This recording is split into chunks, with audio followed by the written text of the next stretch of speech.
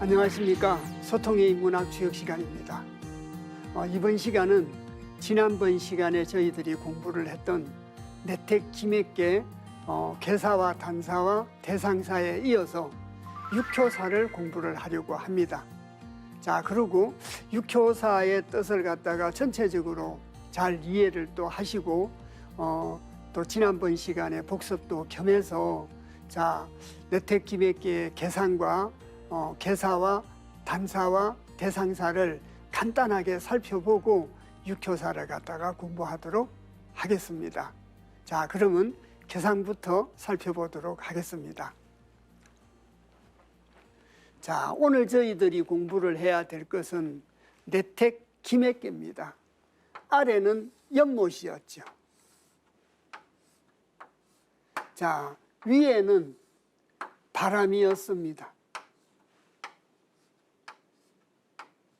자, 그래서 아래는 연못이고, 자, 위는 우레입니다. 늘상 말씀드렸듯이 우레라고 하는 것은 움직인다는 뜻을 갖고 있고, 연못이라고 하는 것은 기쁠 태죠. 그래서 기쁨의 성정을 갖고 있습니다. 이래서 지난번 시간에도 말씀을 드렸습니다마는 기쁨으로 움직이는 것이 그것이 바로 김액계입니다.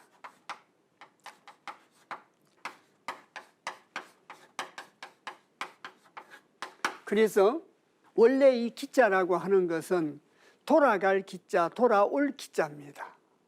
그런데 내택 김액계에서 이 기자는 시집갈 기자로 이렇게 사용을 합니다. 그리고 누이매자 시집갈 기자라 누이 동생을 시집 보내는 겁니다.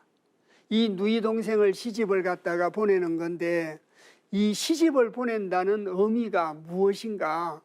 그래서 내택 김액계에서 말하는 이 시집을 간다는 뜻은 누가 누구에게 시집을 가는 건가? 군자가 성인에게 시집을 가는 겁니다. 군자가 성인에게 시집을 가가지고 군자와 성인이 합덕이 이루어지고 또 합일이 이루어지는 걸 보고 말합니다. 자, 그래서 성인이라는 사람은 하늘의 뜻을 자각하고 군자를 기르는 사명을 가진 사람이고 군자는 성인 지도의 뜻을 자각하고 실천해야 될 사명을 가진 사람입니다. 그래서 성인 군자가 하나가 된다는 것은 천인 합일의 의미도 가지고 있습니다. 이것이 하늘과 땅이 하나 되는 거죠. 하늘과 땅이 하나 되고 천지가 합덕의 뜻을 갖고 있다는 겁니다.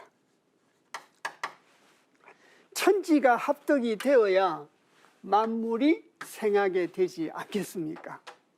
자, 그런데 자, 지난번 시간에 저희들이 내택 김액계와 관련이 되어 있는 여러 가지 계에 대해서도 살펴를 봤습니다. 그래서 이번 시간에는 자, 시간 관계상 간단하게 도정계와 자, 음양 대응계가 바로 지난번 시간에 저희들이 배웠던 풍산정계였습니다. 그래서 그 관련이 된 계와 비교를 하는 것은 자, 도정계고 또 음양 대응계인 음이 양으로 변하고 양이 음으로 변하게 되면 이것이 바로 지난번 시간에 저희들이 공부를 했던 풍산정계였습니다. 이 풍산점이라고 하는 것은 지난번 시간에도 말씀드렸습니다마는 점점점자였습니다. 자, 나아간다는 뜻이죠. 어떻게 나아가느냐? 그래서 풍이라고 하는 것은 하늘의 섭리라 이 하늘의 섭리에 산이라는 것은 머무는 덕성을 갖고 있지 않습니까? 그래서 하늘의 섭리에 머물고 있다가 무조건 나아가는 것이 아니라 시성에 맞도록, 시성에 맞으면 점점 나아가는 겁니다. 그래서 점점 나아간다. 그래서 기러기가 질서 있게 날아오르고 날아내리듯이 여자가 남자에게 시집갈 때 절차에 맞게끔 시집을 가듯이 그렇게 점점 나아가야 된다는 걸 얘기를 하고 있었습니다.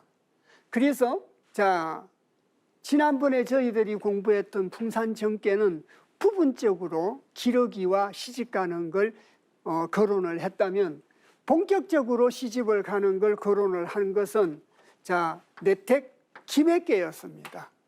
이 내택 김해계였고 왜 풍산정계를 또 거론을 했느냐? 군자가 성인에게 시집을 가서 합덕이 이루어지고 천인합일 천지합덕이 이루어지는 방법론이 바로 풍산정계가 그 방법론이다.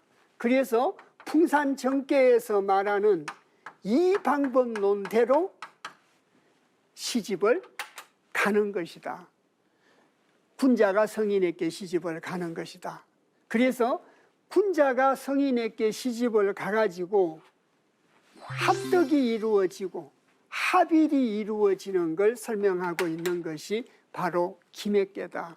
이걸 꼭 염두에 두시고 읽어내셔야 됩니다.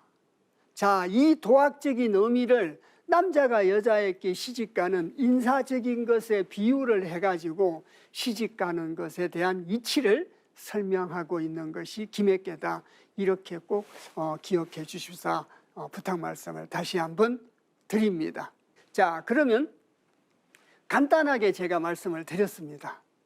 간단하게 말씀을 드리고 자, 지난번 시간에 읽었던 개사와 단사와 대상사를 읽어서 자, 복습을 한 연후에 육효사를 읽어가도록 하겠습니다. 자, 내택 김해계의 개사입니다. 시집갈 기자에다가 누이 몇 자죠.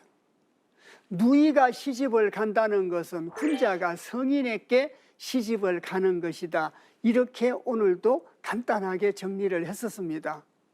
군자가 성인에게 시집을 가는데 정하면 흉하니라고 썼습니다. 저 칠정자는 나아갈 진자의 뜻이지 않습니까? 시집을 가기 위해서 나아가면 흉하고 이로운 바가 없다라고 합니다. 다시 칠판을 한번 보시겠습니다. 자, 저희들이 아까 군자가 성인에게 시집을 가는 것이다 이렇게 말씀드렸습니다.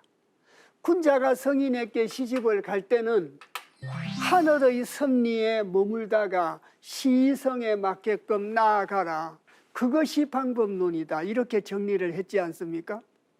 사심을 가지고 시집을 가거나 특정 목적을 달성하기 위해서 시집을 간다면 합일 합덕이 이루어지지 않는다는 겁니다. 사심을 내려놓고 자, 순수한 마음으로 군자가 성인에게 시집을 가는 겁니다. 자, 그래서 시집을 가는 데 대한 어떤 마음 자세나 자, 이런 이치 등을 설명하고 있다. 그래서 이렇게 가야 되는데 하늘의 섭리에 머물고 시성에 맞게끔 나아가야 되는데 다른 뜻으로 나아간다면 흉하다는 뜻입니다. 괴사의 내용이 이렇게 소상하게 설명이 되어 있으면 이해하기가 쉬운데 굉장히 간략하게 줄여놨기 때문에 첨부해서 말씀을 드렸습니다. 다시 괴사를 보시겠습니다. 김해는 정하면 흉하니 무유리하니라. 없을 무자 바유자 이로울 이자입니다. 이로운 바가 없다는 겁니다. 사심을 가지고 시집을 가고 특정 목적을 가지고 시집을 가고 욕심 탐욕으로 시집을 갔다면 합일이 이루어질 수도 없을 뿐더러 이로운 바가 없다라고 하고 있습니다. 시집을 가는 데 대한 군자의 경계사다, 이렇게 받아들이고 읽어내시면 이해가 좀 더 빨리 되지 않나 싶습니다. 이 글귀 이해가 가셨습니까? 그러고 이제 공자께서 김해의 뜻은 어떻고 정흉의 뜻은 어떻고 무유리에 대한 뜻은 어떻다, 구절구절 공자께서 단사에서 설명을 하고 있습니다. 자, 단에서 이르기를 김해는, 누이 동생이 시집을 간다는 것은 도학적인 의미를 직접적으로 표현하고 있습니다. 천지지대이하이니, 하늘과 땅의 큰 뜻이다.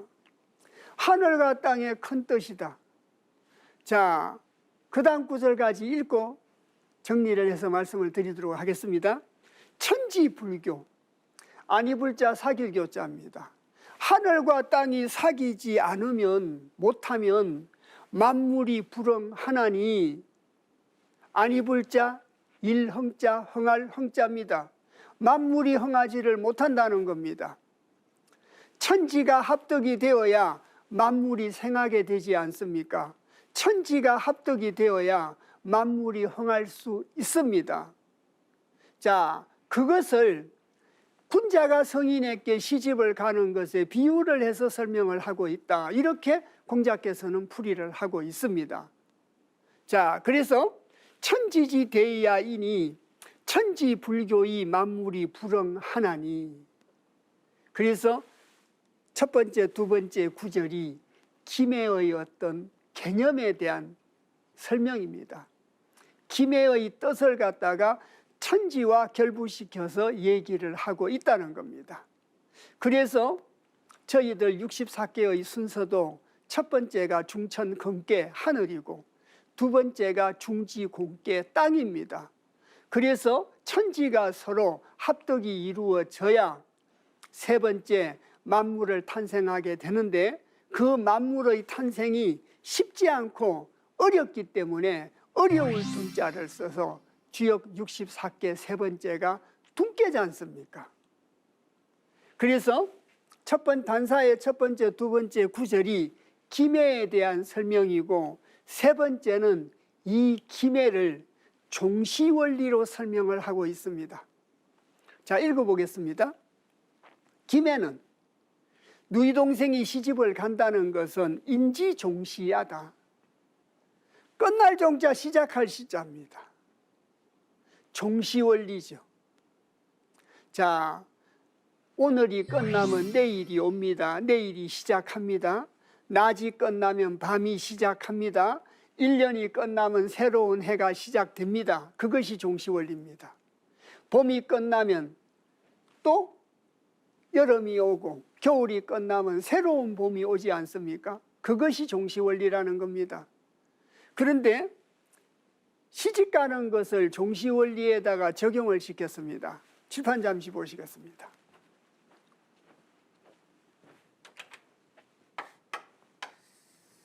시집을 가면 여자로서, 처녀로서는 끝난다는 얘기입니다. 그리고 자, 부인과 며느리로서 새롭게 뭐 한다는 얘기입니까? 시작한다는 얘기입니다. 이것이 종시원리입니다. 옛날에는 뭐 이혼 같은 거 하지 않았으니까 시집을 가면 처녀로서는 끝나고 부인으로서 시작을 한다. 그래서 종시다, 그 뜻입니다. 다시 보시겠습니다. 그래서 김해는 인지종시야이라. 자, 네 번째 구절은 괴상의 덕성을 가지고 설명을 했습니다. 열이동하야, 기쁠 열자입니다. 움직일 동자입니다. 다시 계상을 한번 보시겠습니다. 아래의 학계가 기쁨입니다. 상계가 움직임입니다. 자, 여기에 써 있잖아, 말미암을 이자가 붙었을 뿐입니다. 다시 보겠습니다. 그래서 열이동하야, 기쁨으로서 움직인다라고 하야 바소자 시집갈 기자 누임의 자입니다. 누이가 시집을 가는 바이니 기쁨으로서 움직여가지고 누이가 시집을 가야 됩니다. 한 구절이 끝난 거나 마찬가지입니다. 그 다음 구절로 넘어가서 정흉을 설명하고 있습니다. 나아가면 흉이 있다는 것은 위부당야다. 자리가 마땅하지 않다. 자, 음자리에 양이 오고 양자리에 음이 와서 자리가 바르지 못했기 때문에 흉하다. 자, 거기에다가 플러스 굉장히 많이 말씀을 드렸습니다. 위부당야에는 플러스 시성에 맞지 않다는 뜻이 포함되어 있다는 것을 꼭 염두에 두십사 말씀을 드렸습니다. 그래서 공간적인 문제뿐 아니라 시간적인 문제까지 결부되어서 시간과 공간에 적합하지 못하기 때문에 나아가면 흉하다는 뜻입니다. 확대 해석하셔서 이해를 하셔야 됩니다. 자, 그리고 무율이라고 하는 것은 이로운 바가 없다라고 하는 것은 유성강야다. 부드러울 유자 탈성자 강할 강자입니다. 유가 강을 탔습니다. 유가 강에게 시집을 갑니다.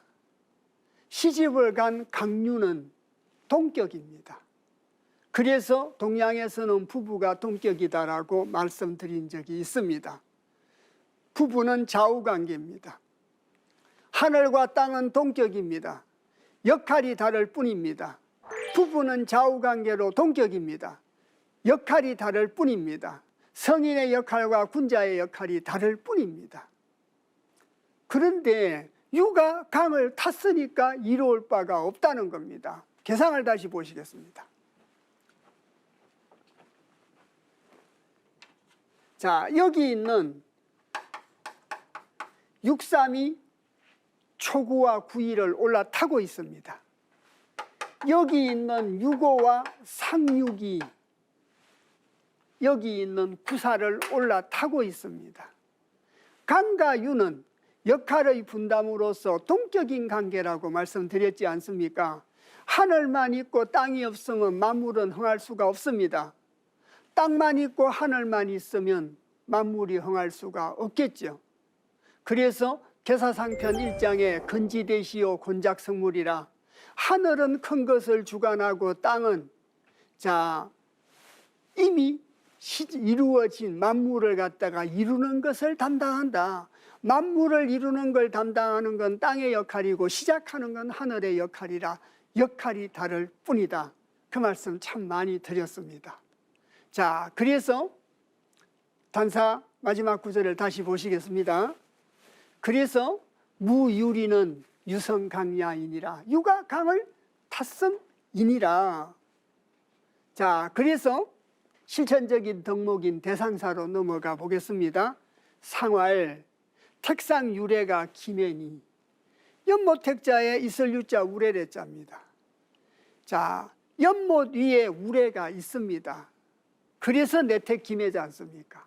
그것이 기매이니 자, 기쁨으로 가지고 움직이는 것이 기매고 기쁨으로 가지고 성인에게 시집가는 것이 기매니 군자는 이하야 그것을 보고 깨달아 가지고 영종하야 길영자에 끝날 종자입니다. 영원히 끝내야 됩니다. 다시 보시겠습니다. 여자와 처녀는 영원히 끝나야 된다는 겁니다. 그래서 부인과 며느리로 새롭게 시작을 한다는 거죠. 그래서 인사적으로 말씀을 드리면 여자와 처녀는 끝내고 친정의 가풍도 끝내고 시집을 가서 시집의 가풍에 순응하고 시집의 가풍에 빨리 적응해야 된다는 거죠. 자, 그래서 저희들이 출가 외인이라는 말을 하지 않습니까? 요즘하고는 조금 다른 양상이죠. 다시 보시겠습니다. 그래서 알지자 가려질 표자입니다. 가려진 걸 안다는 겁니다. 해서는 안 되는 걸 알게 된다는 겁니다. 처녀 때 시절을 갖다가 다 끝내야 시집의 가풍에 적응할 수 있다는 얘기로 이해를 하셔도 됩니다. 그것이 영종 집회입니다. 그래야 성인과 군자가 하나 될 수 있습니다. 군자의 옛적 시절에 연연하고 있다면 성인과 하나 될 수가 없지 않겠습니까? 다른 생각을 갖고 있는데 어떻게 합덕합일이 이루어질 수가 있겠습니까? 그래서 개사와 단사와 대상사를 읽어냈습니다. 그래서 개사에서는 다른 마음을 가지고 시집을 가면 정흉은 무유린이라 이룰 바가 없다라고 얘기를 하고 있습니다. 그러면 이 내용을 갖다가 바탕으로 해가지고 육효사를 갖다가 읽어내도록 해보겠습니다. 자, 초구입니다. 초구는 김의 이제니 판응리라 정이라도 길하니라. 상활 김의 이제는 이양야 일세오 판응리 길은 상성야이니라. 초구입니다. 잠깐 개상을 보시겠습니다. 지금 읽어야 될 게 바로 초구입니다. 이 초구는 이웃집이 없습니다. 짝도 없습니다. 도와줄 사람이 아무도 없습니다. 성인에게 시집은 가야 되는데 나이는 10살 줄입니다. 나이는 10살 줄이고 사귈 빚자 비호가 없습니다. 엉알렁자 엉효도 없습니다. 고립무원이라는 얘기지 않습니까? 걷다 대고 공부하고 수양해야 될 위치에 있습니다. 예전에는 10살 줄에다 시집을 갔지 않습니까? 인사적으로 말씀을 드리면. 자, 다시 효사를 보시겠습니다. 그래서 김의 이제니, 자, 시집갈 기자에 누임의 자라 누이가 시집을 가는데 써있자 한임제자입니다. 저 한임제자는 잉첩제자로도 씁니다. 잉첩제자가 어떤 게 잉첩이냐? 옛날에 중국에서는 시집을 갈 때 아래에 있는 누이 동생을, 여동생을 첩으로 데리고 갔다고 합니다. 여동생을 첩으로 데리고 갈 때 그 여동생을 잉첩이라고 합니다. 근데 전체적인 문장의 구도로 봤을 때는 시집가는 신부보다 나이가 더 어린 여동생을 잉첩으로 데리고 갔다는 것은 도와줄 사람도 없고 짝도 없고 나이도 어리고 배운 것도 없는 초구 신부에게 아무런 도움이 되지를 않습니다. 이치적으로도 그렇고 앞뒤 문장의 전체적인 구성으로 봐서도 잉첩제자로 읽기는 굉장히 어렵다는 생각을 개인적으로 갖고 있습니다. 그러면 한임제자입니다.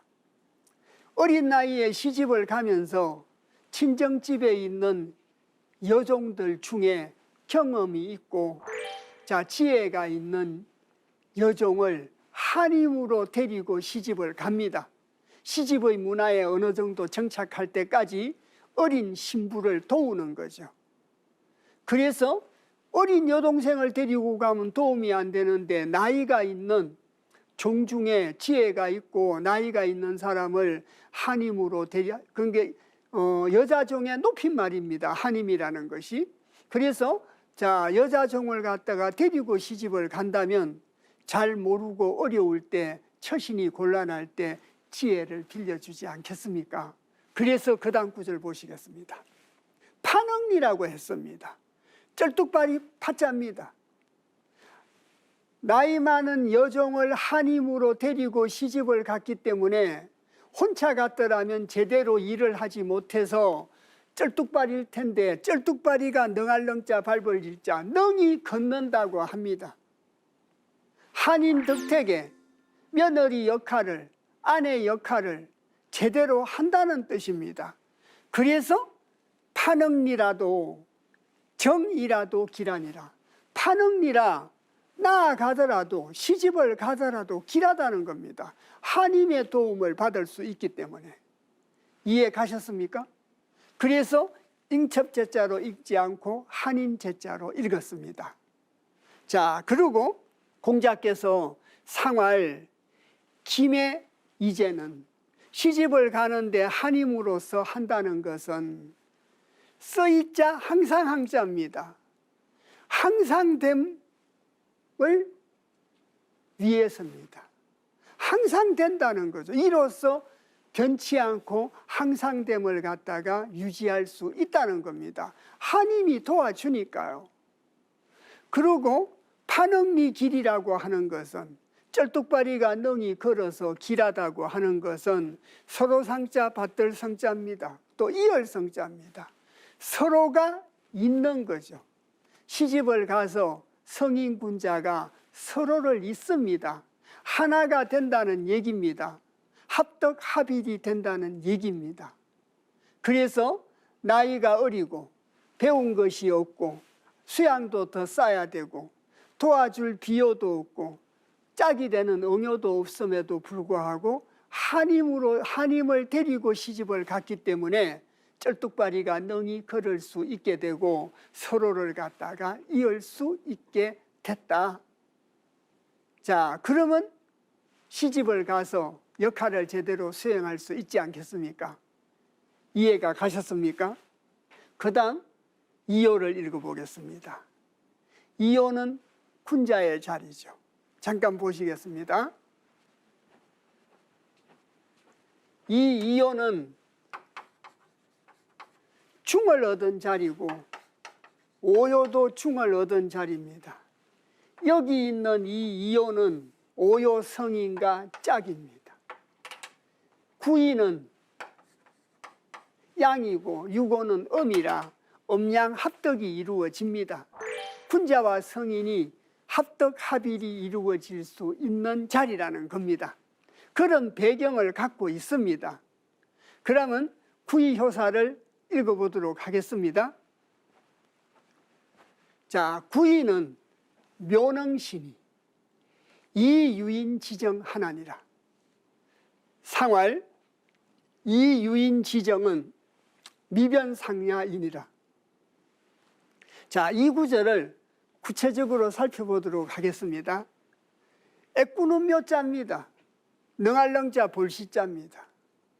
애꾸눈이 능히 볼 수 있다라고 합니다. 애꾸눈이 능히 볼 수 있다. 왜? 중을 얻었습니다. 중을 얻은 자리이기 때문에 애꾸눈이 자, 사람의 눈으로는 안 보이는데 자, 도학적인 눈으로 마음의 눈으로 본다면 성인지도로 본다면 능히 볼 수 있습니다. 그러면 이 유인 지정하나니라. 이로울 이자에 거역할 유자 사람인 자입니다. 유인이죠. 자, 그래서 유인이라고 하는 것은 드러내지 않고 초야에 묻혀 있는 사람도 유인입니다. 또 집안에서 있는 줄 없는 줄 모르도록 말없이 기거하고 있는 사람도 유인의 비교를 할 수 있지 않겠습니까? 구인은 군자입니다. 성인의 말에 따라야 됩니다. 성인과 합덕을 이루어야 될 신부입니다. 시집 온 지 얼마 되지 않는 신부입니다. 그래서 자, 묘능신이 애꾸눈이라도 능히 볼 수 있음이니 이 유인 지정이니라. 그래서 유인처럼 자, 유인처럼 숨겨진 사람처럼 있는지 없는지 모르도록 곱고 발라야 이롭다는 겁니다. 새로운 며느리가 자, 천방지축으로 낄 때 안 낄 때 다 끼어가면서 소란방정을 뜬다면 바람직하지는 않지 않겠습니까? 그래서 말없이 자, 언자처럼 곧아야 이롭다라고 합니다. 자, 그래서 옛날에 인사적인 간섭으로 뭐 벙어리 3년, 봉사 3년, 기머거리 3년이라야 시집을 마칠 수 있다. 그런 말도 있지 않겠습니까? 그래서 봐도 못 본 척. 그것이 인사적인 표현으로 묘능시를 거기에다가 결부시켜서 비교할 수도 있지 않나 싶습니다. 여기에 대해서 공자께서 상활 이유인지정이라고 하는 것은 거룩한 사람의 발음이라서 이롭다라고 하는 것은 안일미자 변할 변자 항상 상자입니다. 상도가 변하지 않았다는 것은 유인지정이 상도라는 뜻이지 않습니까? 유인지정이 상도기 때문에 시집 온 지 얼마 안 되는 사람은 언자처럼 말없이 발라야 된다는 겁니다. 들어도 봐도 말없이 묵묵하게 자기의 역할을 다 하는 사람이 유인이지 않겠습니까? 그런 유인의 발음이라야 이롭다는 것은 상도가 변하지 않았다. 그것이 상도인데 상도가 변하지 않았다고 합니다. 그래서 실질적으로 인사적인 내용과 비교를 해서 이해할 수도 있습니다. 그리고 사묘로 왔습니다. 개상을 잠시 보시겠습니다. 여기 있는 이 사묘는 상육과 짝입니다. 상육과 짝인데 짝이 되지를 않죠. 그리고 여기 있는 구사와 서로 친할 수 있습니다. 구사와 서로 친할 수 있고 짝은 없습니다. 그리고 상계의 제일 위이기 때문에 계급으로 따지면 제후의 계급이고 남의 말을 잘 듣지 않고 내 생각대로 하는 그런 성정을 갖고 있는 효다. 배경적인 내용이 그렇다는 거죠. 그래서 6.3을 읽어보도록 하겠습니다. 6.3은 김해이수이니 방기이제니라 상활 김해이수는 미당야다. 그래서 6.3은 김해이순이 누이 동생을 시집 보내는데 기다림으로써 누이 동생을 시집 보내는 겁니다. 시집 보내는 걸 기다린다는 뜻이죠.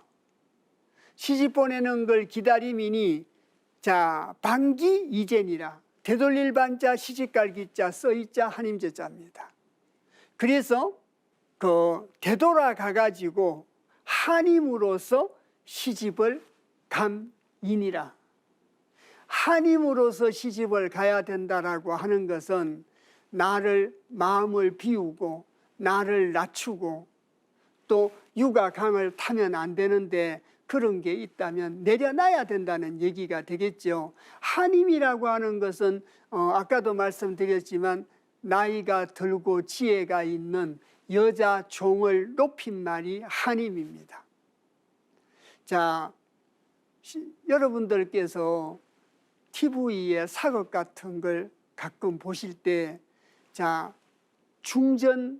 중궁에 머물고 있는 중전이 거처하고 있는 교태전 정각에서 중전 밑에서 일을 하고 있는 상궁이나 궁녀들이 중전의 친정집에 심부름을 갈 때가 있지 않습니까? 심부름을 가면 중전의 친정 엄마가 부대부인입니다.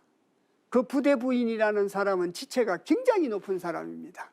근데 그 부대부인이 자기 딸인 중전의 정각에서 일을 하고 있는 상궁 나인들이 심부름을 오면 하님께서 오셨냐라고 높임말로 존칭을 써줍니다. 그건 자기 딸한테 잘하라는 뜻이겠죠, 물론. 그래서 하님이라고 하는 것은 하인들에 대한 존칭어다, 높임말이다, 이렇게 이해를 해주시면 되겠습니다. 그래서 되돌아가 가지고 한임으로서 시집을 감이니라. 그 얘기는 도도한 지체가 높은 신부 자리에서 겸손하게 한임의 모습으로 시집을 가라는 거죠. 나를 낮추고 겸손한 마음으로 시집을 가라는 겁니다. 교만한 마음으로 시집을 간다면 군자와 성인이 하나가 될 수가 없지 않겠습니까? 이해 가셨습니까? 자, 그래서 여기에 대해서 공자께서 상에서 이르기를 김의 이수는 그래서 누이 동생을 갖다가 시집을 보내는데 기다림으로써 시집을 보내야 되는 것은 안일미자 마땅할 당자 지금 시집 보내기에는 마땅하지 않다는 겁니다. 가도 교육이 제대로 이루어지지를 않아서 겸손할 줄도 모르고 예의범절을 잘 모른다는 얘기입니다.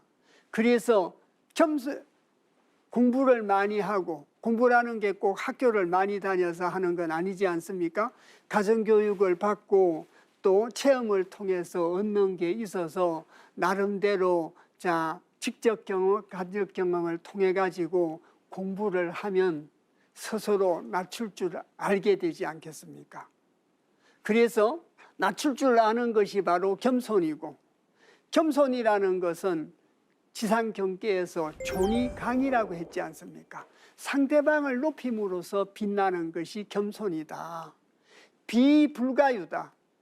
낮추지만 사람들이 가히 밟을 수가 없다. 그것이 겸손이다. 그것이 군자유종이다. 지상경계에 나오는 얘기들이죠. 자, 그래서 안일미자 마땅할 당자 그런 여러 가지들이 마땅하지 않다는 겁니다. 그래서 신체적인 연령상으로는 시집갈 때가 됐는지 모르지만 정신적으로 여러 가지 여건상은 시집갈 때가 되지 않았다. 그것이 미당의 뜻이다. 이렇게 이해를 하시면 되겠습니다. 자, 그리고 사요로 왔습니다. 이 사요는 구사는 김의 근기니 지기우신이라 상활 근기 지지는 유대이 행야이니라. 자, 구사입니다. 잠시 계상을 한번 보시겠습니다. 여기 있는 구사를 읽어낼 차례입니다. 이 구사는 육상과 친비의 관계에 있고 유고 성인과도 친비의 관계에 있습니다. 자, 비록 짝은 없지만 비호가 있고 그 비호 중에 중을 얻은 성인이 있습니다. 성인과 사귈 수 있으니까 굉장히 좋은 자리입니다. 자, 그래서 육사 내용을 보시겠습니다. 자, 김의 근기니 시집을 가는데 건자가 늦출건자입니다. 자, 기약할 기자입니다. 자, 시집가는 때를 갖다가 늦춘다는 거죠. 저희들이 일반적인 말로 시집을 못 간다는 말도 있고 시집을 안 간다는 말도 있고, 자, 두 가지 의미가 있지 않습니까? 시집을 못 간 것이 아니고 시집을 안 간 거라고. 시집을 안 간 것은 마땅한 사람이 없다라는 얘기지 않겠습니까? 시집을 못 간 것은 시집은 가고 싶은데 대상자가 없다는 뜻이지 않겠습니까? 거기에다가 자, 김의 근기는 시집을 못 가는 것이 아니라 시집을 안 간다는 뜻입니다. 자, 그리고 너덜 지자 시집갈 기자 있을 유자 떼시자입니다. 시집을 가는데 늦은 것은 있을 유자 떼시자. 저때 떼시자라는 것은 물리적 시간을 말하는 것이 아니라 시성을 말한다라고 말씀을 드렸습니다. 시성에 맞지 않는 거죠. 요즘으로 말한다면 사람을 판단할 수 있는 판단력이 정상 수준에 있지 못하다, 뭐 이렇게도 표현할 수 있습니다. 그래서 누이 동생을 시집가는 그 시기를 갖다가 늦추는 것이니, 시집을 늦춘다는 것은 유시이니라, 시성이 있음이니라, 때가 있음이니라. 아무런 준비와 노력 없이 때가 되면 시집을 가겠지, 그 의미하고는 전혀 다릅니다. 시성이 있어야 시집을 간다는 겁니다. 하늘의 뜻에 비추어서 마땅함이 있어야 시집을 간다는 얘기입니다. 여기에 대해서 공자께서 상활 근기지지는 시기를 갖다가 시집을 보내기로 기약한 시기를 갖다가 늦춘다는 뜻은 그 뜻은 그 유대의 행야이니라. 그래서 있을 유자 기다릴 대자입니다. 그래서 기다렸다가 행하는 거죠. 기다렸다가 적당한 사람이 나타나면 마땅한 때에 시성이 맞을 때 행한다는 뜻이지 않겠습니까? 잠시 칠판 한번 보시겠습니다. 저희들이 이 풍산정계를 갖다가 공부할 때 풍산정계가 또 내태기맥계의 벼정계와 대장계였습니다. 그래서 하늘의 섭리에 머물다가 시성에 맞추어서 점점 나아가야 되는 것이 군자가 성인에게 시집을 가는 방법론이다, 이렇게 말씀드렸습니다. 이해 가시죠? 그 뜻이 바로 유대의 행야이니라. 그래서 늦춘다라고 하는 것은 기다림이 있어 행하는 것이다. 기다리고 있다가 행한다는 뜻이죠. 그래서 시성에 맞추어서 시집을 간다. 지금 시집을 안 가고 있는 것은 때가 안 됐고 때가 되면 시집을 간다는 뜻입니다. 그리고 유고입니다. 제얼기매니 기군짐에 불여 기재지매니 양하니 월기망이면 길하리라. 상활 제얼김에 불여기재 짐의 양야는 기위재중하야 이기행하나니라. 효사의 내용이 조금 깁니다. 유고는 임금의 자리죠. 계급으로 따지면 임금의 자리요, 성인군자로 따지면 성인의 자리입니다. 중을 얻은 자리입니다. 사요와 친비의 관계에 있습니다. 이요와 응요의 관계에 있습니다. 유고 임금은 구이 군자에게 결혼할 수 있습니다. 언과 양이기 때문에. 그래서 유고는 제얼기매니, 이 제얼에 대해서는 여러 가지 얘기가 있습니다. 임금제자에다가 세월자지요. 그래서 천간 두 번째 을자입니다. 그래서 저희들이 사람 이름 중에 을돌이 둘째 아들입니다. 을순이 둘째 딸입니다. 갑숙이 천간 첫 번째 갑자라 첫째 딸을 갑자를 붙입니다. 그래서 저 세월자는 천간 두 번째 을자라 둘째라는 뜻을 갖고 있습니다. 두 번째는 언나라의 주임금의 아버지가 제얼입니다. 그래서 언나라의 황제 이름이 제얼이라 언나라 황제가 누이 동생을 시집 보냄이니, 이렇게 해석할 수 있습니다. 또 임금의 둘째 누이 동생을 시집 보냄이니, 이렇게도 해석은 가능합니다. 어느 쪽도 문제점이 있지는 않다라고 보여집니다. 그래서 임금의 둘째 누이 동생을 시집 보냄이니 기군지매입니다. 소매매자입니다. 옷차림을 뜻합니다. 그래서 그 임금의 옷소매입니다. 그 임금의 옷소매가 안 입을 자 같을 여자, 영어의 수거처럼 뭐뭐하지 못하다, 이런 뜻입니다. 임금의 옷차림이 기재지매니 그 누이 동생의 옷차림보다 좋지 않다는 겁니다. 그래서 임금의 옷차림이 누이 동생의 옷차림보다 좋지를 못합니다. 그런데 한임제자라고 말씀을 드렸습니다. 종 중에, 여자 종 중에 지혜가 있는 여자 종의 옷차림보다 임금의 옷차림이 좋지 못하다니까 자, 임금의 옷차림이 굉장히 겸손한 옷차림이라는 뜻이 아니겠습니까? 이해 가셨습니까? 자, 그래서 좋을 양자입니다. 그래서 좋지 불여, 좋지 못하다는 겁니다. 월기망이면, 자, 다를 자에 기미기자 발할망자라, 월기망이라고 하는 것은 음력 14일 달입니다. 이미자를 쓴 월이망은 음력 15일 달입니다. 보름달은 달이 꽉 찼기 때문에 앞으로는 줄어드는 길밖에 없습니다.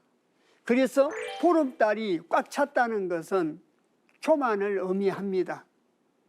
14일 달은 꽉 차려면 하루가 남았습니다. 겸손함을 의미하고 있습니다. 그래서 월기망이면 길하니라. 14일 달같이 겸손하면 길하다는 겁니다.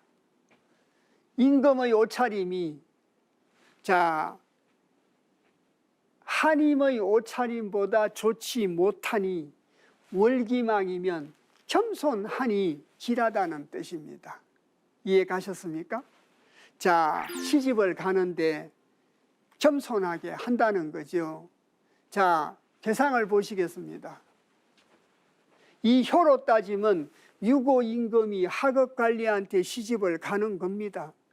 그러면 여기에다가 맞춰야 되지 않겠습니까? 구이 하급관리 수준에 맞춰야 되니까 유고 임금의 옷차림이 한임의 옷차림보다 좋지 못하도록 했으니 월기망이면 길하니라, 겸손하면 길하다는 뜻입니다.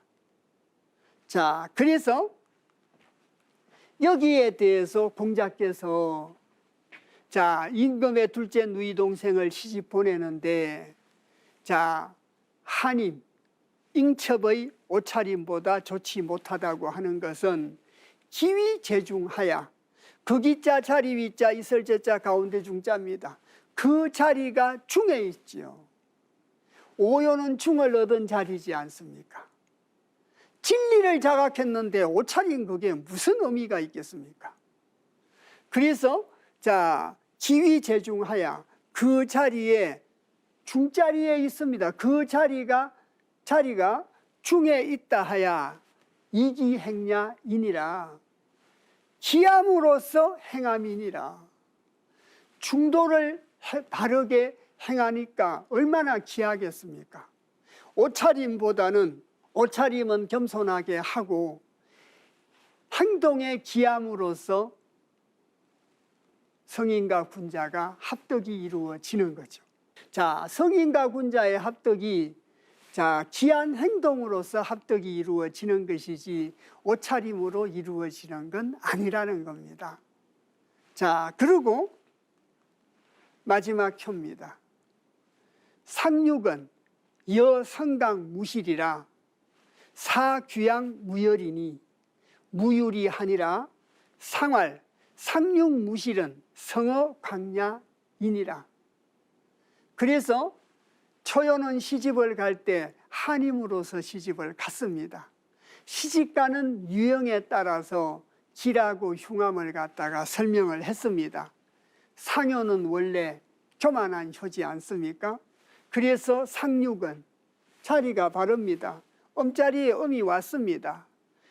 자, 여성 강무실이라, 여자가 이열성자 받들성자 강주리 강자입니다. 강주리를 이어받았습니다. 강주리를 이어받았다고 하는 것은 살림살이를 이어받았다는 얘기나 마찬가지입니다. 자, 강주리를 이어받았다고 했으니 광열쇠를 시어머니로부터 물려받았다. 그까지는 확대 해석이 좀 곤란하지 않겠습니까? 그래서 여자가 강주리를 갖다가 이어받았는데 없을 무자에다가 열매실자입니다. 내용물이 없습니다. 강주리 안에 실속이 없습니다. 빈 강주리를 물려받았다는 겁니다. 그 빈 강주리를 갖다가 물려받았음이라 선비사자에 찌를 유자 양양자입니다. 선비가 양을 찔렀는데 없을 물자 피열자입니다. 선비가 양을 찔렀는데 피가 없습니다. 선비가 자, 양을 찔렀는데 피가 없다라고 하는 것은 아기를 못 놓는다는 말과 같은 말입니다. 자, 그래서 월경이 없으니 어떻게 아기를 놓겠습니까? 자, 그래서 무유리하니라, 이로울 바가 없다. 지금은 그것이 큰 흠이 되지 않지만 이 책이 만들어진 지가 2900년 전입니다. 그럴 때 대를 잇지 못하는 자식이 없는 건 큰 허물이 될 수 있었지 않겠습니까? 물론 부부 공동의 책임이었는데 당신은 여자 쪽에 책임을 물었지 않겠습니까? 여기에 대해서 공자께서 상활, 상육무실은, 상육이 열매가 없다는 것은, 내용물이 없고 가실이 없다라고 하는 것은 이열성자, 비러자, 강주리, 강자입니다. 빈강주리를 갖다가 이어받았다는 겁니다. 빈강주리를 이어받았습니다. 빈강주리를 이어받았으니까 시집을 가서 아기를 놓을 수가 없지 않겠습니까? 자, 그래서 이번 시간에는 지난번 시간에 이어서 시집을 가는, 분자가 성인에게 시집을 가는 김액계에 대해서 공부를 했습니다. 지난번 시간에 말씀드렸던 계사와 단사와 대상사를 바탕으로 해서 그 범주 안에서 시집을 가는 여러 가지 유형을 갖다가 전개를 해놓고 어떻게 하는 것이 바르게 시집을 가는 것인가. 그래서 대표적으로 초요는 도와줄 사람도 없고 배운 것도 없고 나이도 어렸는데 하님의 도움을 받아서 시집을 갖다가 갔습니다. 그래서 무난히 시집을 갖다가 가고 하님의 도움으로 판응리라, 쩔뚝바리가 제대로 걷게 되었다고 합니다. 그리고 시집을 온 지 얼마 되지 않는 새 신부는 유인지정이라 이효효사죠. 그래서 있는지 없는지 모르게 바르게 하는 것이 새 신부의 역할이다. 그것이 바른 행동이다. 이렇게 얘기를 하고 있습니다. 유고는 하가를 해야 됩니다. 신하의 집으로 여동생을 시집 보내야 됩니다. 그래서 겸손하게 시집을 갔습니다. 그러니 길하지 않겠습니까? 상육은 빈강주리를 이어받았기 때문에 아기를 놓을 수가 없었습니다. 그래서 분자가 성인과 합덕을 해서 천인합일이 이루어지는 그 과정을 여자가 남자에게 시집을 가는 인사적인 내용에다가 결부를 시켜서 분자가 여자에게 시집을 가는 그 이치에 대해서 설명을 하고 있는 것이 바로 김액계였습니다. 다음 시간에는 내와 품계를 공부하려고 합니다. 그 품자는 풍성할 풍자입니다. 하늘의 언택이 풍성한데 어떻게 행동을 해야 되는가를 설명하고 있는 것이 내와 품계입니다. 오늘 김액계의 육효사를 같이 공부해 주셔서 대단히 감사합니다. 수고하셨습니다.